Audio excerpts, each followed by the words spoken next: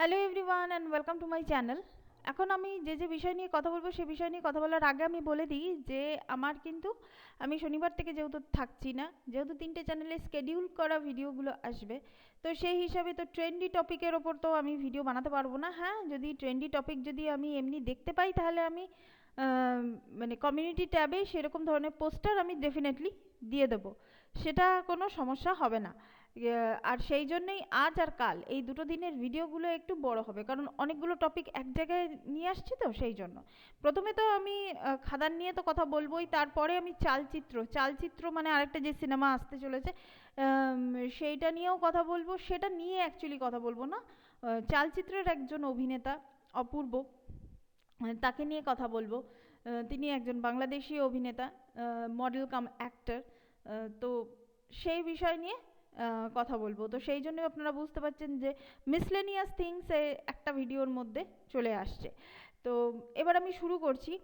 এখানে হচ্ছে এই পোস্টারটা দিয়ে দেব বা দেবের টিম, আমি বেটার দেবকে না আলাদাভাবে উল্লেখ করে খাদান টিমের কথাই বলছি। খাদান টিম যেটা বলতে চেয়েছেন যে যেখানে যেখানে সিঙ্গেল স্ক্রিনগুলো, বিশেষ করে আমার যেটা মনে হয় সিঙ্গেল স্ক্রিনের কথাই ওনারা বলতে চেয়েছেন, যে অনেকে বলছে না যে দাদা আমাদের এখানকার মানে আমার নিয়ারেস্ট লোকেশনে সিনেমাটা আসেনি, মানে এরকমভাবে এটা বলছে।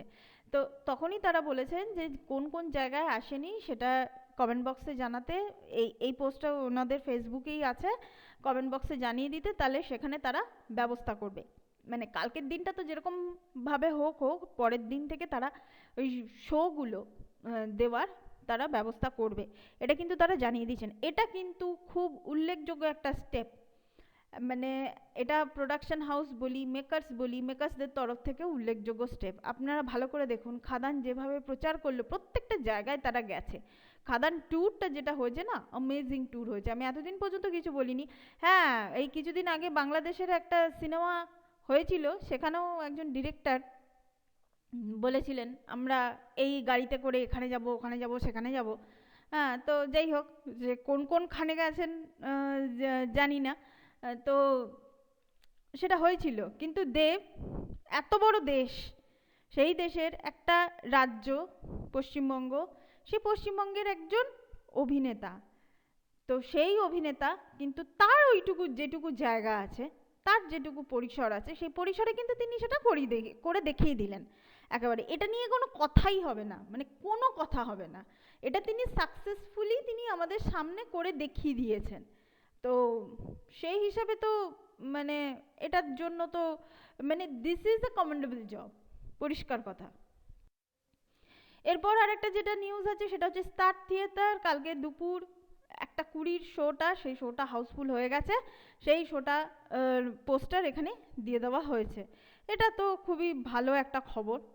মানে এটা সত্যি কথা। এটা এই যে শো পাওয়া নিয়ে, অ্যাডভান্স বুকিং নিয়ে, এই সব জিনিস নিয়ে যা যা কথা শুনতে হয়েছে, একটা এত বড় একটা দেশ, এত বড় দেশের একটা রাজ্যের একজন অভিনেতাকে, সে তার সিনেমা আনছে, মাস কমার্শিয়াল মুভি, সেই অভিনেতাকে এত কথা শুনতে হয়েছে, এত কথা শুনতে হয়েছে, যে এবং কিছু কিছু কথা হচ্ছে ভিত্তিহীন কথা, যে কথাগুলোর কোনো মানে হয় না, তার সিনেমা নিয়ে, তার নিয়ে কোনো মানে হয় না। সে যেচে পড়ে কোনোদিন কারোর ব্যাপারে সে কোনোদিন কথা বলে না, কিন্তু তার ব্যাপারে কথা বলার জন্য সবাই হামলে খেয়ে পড়ে। মানে সেই রাত রাত ভর জেগে জেগে সব ভিডিও বানাবে তার ব্যাপারে কথা বলার জন্য।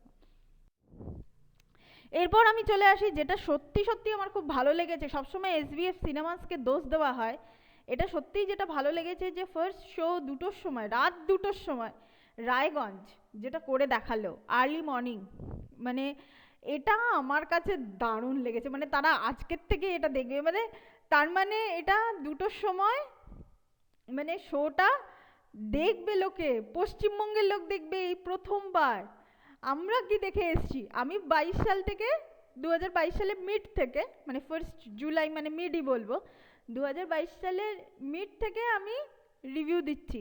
আমি সবসময় এগুলো দেখে এসছি কোন কোন সিনেমার ক্ষেত্রে, সিদ্ধার্থ আনন্দের মতো পরিচালক, তাদের পরিচালনার সিনেমা আসছে পাঠান, ওরে বাবারে ব্যাপারই আলাদা।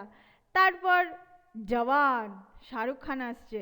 তারপর এলো ডাঙ্কির ব্যাপারটা আমি বলতে পারবো না, ডাঙ্কিতে এরকম কোনো হয়েছিল কিনা আমি জানি না। তারপর আসছে কি অ্যানিমাল, সন্দীপ রেড্ডি ভাঙ্গা। তো উনি নাকি ভীষণ স্কিলড একজন ডিরেক্টর। হ্যাঁ, এটা সত্যি কথা, অ্যানিমাল হিট হয়েছে মানে তাকে তো স্কিল ডিরেক্টর বলতেই হবে। তো সেই সব ডিরেক্টরের সিনেমা এরকম রাত্রিবেলা 2টোর সময় শো তাদের হতে পারে।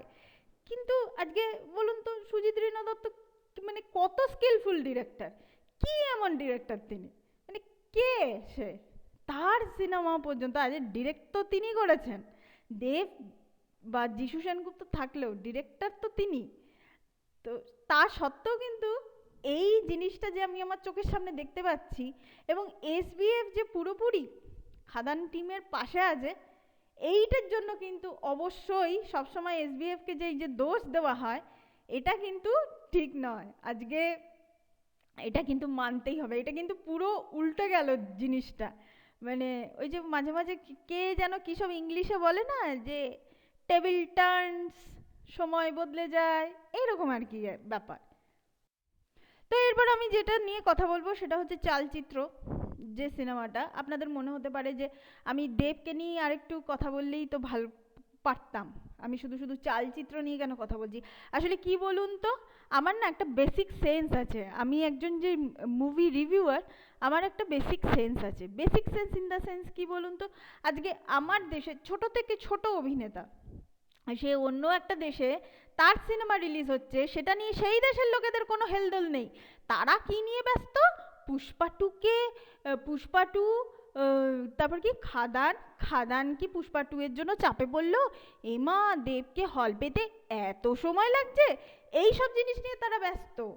ইদিকা পল কেন শাকিব খানকে বসিয়ে রেখে দিয়েছে, এই সব বিষয় নিয়ে তাদের আলোচনা করতে ব্যস্ত। অথচ তাদেরই একজন অভিনেতা, তাদের দেশের অভিনেতা, তাদের দেশের অভিনেতারই যে কালকে আজকে ওই দেবের খাদানের সঙ্গে যে তারও একটা সিনেমার যে এখানে আসছে, সেটা নিয়ে বিন্দু মাত্র কারোর কোনো হেলদোল নেই, একটা রিভিউয়ারের একটা কিছুতেই হেলদোল নেই।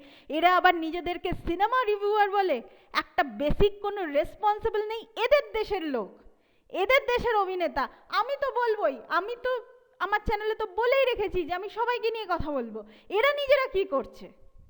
শুধু ওই একটাই কথা, ওই একজন স্টারকে ঘিরেই এরা আছে, এদের জীবনে এদের ইন্ডাস্ট্রির কোনো উন্নতি হবে না। আবার এই একজন স্টার, একজন দর্শক, আমাদের দর্শক না অনেক বেশি উন্নত, আমাদের দর্শক না ওই অমুক সিনেমা দেখে, তমুক সিনেমা দেখে, এত বিজনেস নেই, অত বিজনেস নেই। আর আজকে আমি যাকে নিয়ে আলোচনা করছি তাকে নিয়ে এদের আলোচনা করা উচিত ছিল না? আনন্দ করে এরা আলোচনা করতে পারতো যে হ্যাঁ আমাদের সিনেমাটাও, আমাদের এখানকার একজন অভিনেতা সেখানে অভিনয় করছে, সেই সিনেমাটা নিয়েও আলোচনা করার দরকার ছিল। শুধু ওই একটা ট্রেলার না টিজার কি এসছে সেটার একটা রিভিউ দিয়ে ব্যাস গল্প শেষ। সেই অভিনেতার সম্পর্কে কতটুকু জানাচ্ছেন আপনারা সেই দর্শক মহলে? নিজেদের কোনো প্রোগ্রেসিভ মাইন্ডসেট নেই, আবার বড় বড় কথা বলতে আসেন আপনারা মাঝে মাঝে ক্যামেরার সামনে এসে। এই কথাগুলোকে বন্ধ করুন, আপনারা আগে সবাইকে নিয়ে কথা বলুন। আমাদের এখানকার ইউটিউবারদের বা মুভি রিভিউ যারা করে না, সবসময় আমি তাদের সঙ্গেও একমত হই না, কিন্তু কি বলুন তো, তারা মালায়ালাম ইন্ডাস্ট্রি, কন্নড় ইন্ডাস্ট্রি, তামিল, তেলেগু সমস্ত রকম সিনেমাকে নিয়ে তারা কথাবার্তা বলে, কম্প্যারিজনটা সমস্ত রকম সিনেমাকে নিয়ে করে। তাই কোনো কোনো জায়গায় আমি তাদের ক্ষেত্রে একমত হয়েও যাই, কিন্তু আপনাদের মধ্যে তো কোনো ব্যাপারই নেই এগুলো নিয়ে আলোচনা করার। এনিওয়ে, আমি এখন অপূর্বকে নিয়ে কথা বলবো, বাংলাদেশি একজন অ্যাক্টর, মডেল কাম অ্যাক্টর।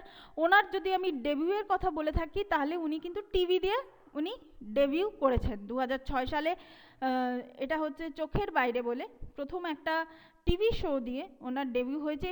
তবে একটা জিনিস আমি খেয়াল করলাম ওনার ক্যারিয়ার গ্রাফটা দেখে, ওনার কিন্তু 2022 সালে মায়া শালিক দিয়ে উনি কিন্তু সবার নজরে এসেছেন, এটা কিন্তু মানতেই হবে।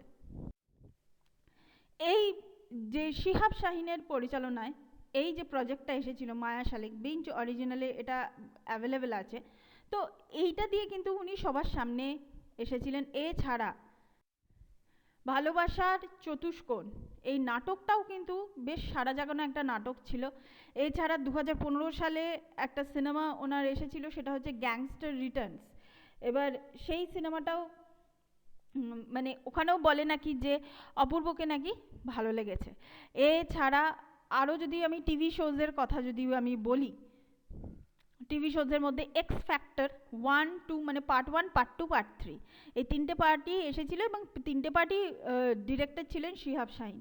তার মানে শিহাব শাহিন উনি অনেক দিন ধরেই এই ইয়েতে উনি আছেন। আর আমি আরেকটা জিনিস বুঝে পাই না, নাটকের ডিরেক্টর বলে সে সিনেমায় ডিরেক্ট করতে পারবে না, সে সিনেমা নিয়ে সে কিছু কোনো কাজ করতে পারবে না, এটা কে বলেছে? এটা কে বলে? ডিরেক্টর সে ডিরেক্টরই, হ্যাঁ পরিসর কম পরিসর বেশি, ইনভেস্টমেন্ট কম থাকে নাটকের ক্ষেত্রে, আর সিনেমার ক্ষেত্রে ইনভেস্টমেন্টটা বেশি হয়, ওখানে লোকবলটা বেশি থাকে, লোকজন বেশি থাকে, কিন্তু বেসিক যে জিনিসগুলো সে বেসিক জিনিসগুলো তো একই।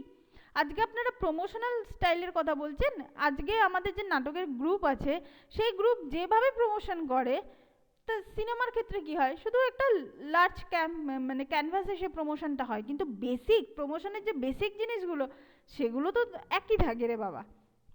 তারপর হচ্ছে এটা বাংলাদেশে যেটা বেরিয়েছিল, এটা জি5 অরিজিনালসেও এটা আছে, সেটা হচ্ছে যদি কি কিন্তু এবং তবুও এই যে প্রজেক্টটা, এই প্রজেক্টটাতেও কিন্তু উনি কাজ করেছিলেন।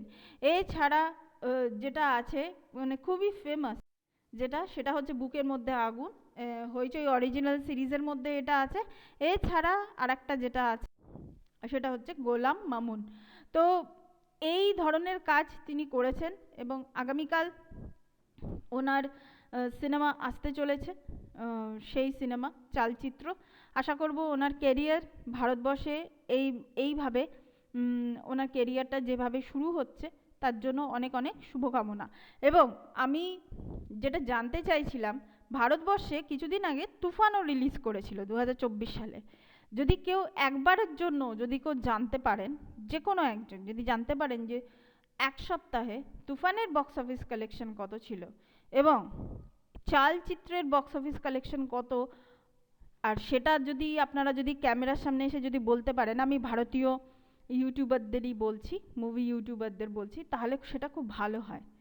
আমাদেরও দেখার দরকার আছে যে আজকে শাকিব খান, অপূর্ব, এদের দুজনকে ওদের দেশে যে ধরনের ডিফারেন্সিয়েট করা হয় সিনেমার ক্ষেত্রে, ভারতবর্ষে সিনেমা চলার ক্ষেত্রে সেই ধরনের ডিফারেন্সিয়েট করা হয় কি না। এখানে কিন্তু আমি এরকম নয় যে আজকে যদি চালচিত্র যদি পারফর্মই করতে না পারে তার জন্য যে আমার বিশাল দুঃখে আমি মানে আমি ভেঙে পড়বো, সেরকম কিছু নয়। আমি ওই দিকটা আমি যাচ্ছিই না। আমি শুধু জানতে চাই যে বাংলাদেশে তুফানও এসেছিল একটা মাস কমার্শিয়াল মুভি, এটাও আসছে চালচিত্রও আসছে যেটা মাস কমার্শিয়াল মুভি নয়, তো থ্রিলার ঘরানার মুভি। আপনারা কাইন্ডলি যদি ওটা যদি একটু জানতে পারেন, কারণ যেহেতু আমি থাকছি না তো সেই হিসাবেই আমি কথাটা বললাম না, আমি থাকলে তো আমি নিজেই জেনে নিতাম। তো এটাই ছিল video, thank you so much, that's all, please keep watching and please subscribe my channel, till then good bye.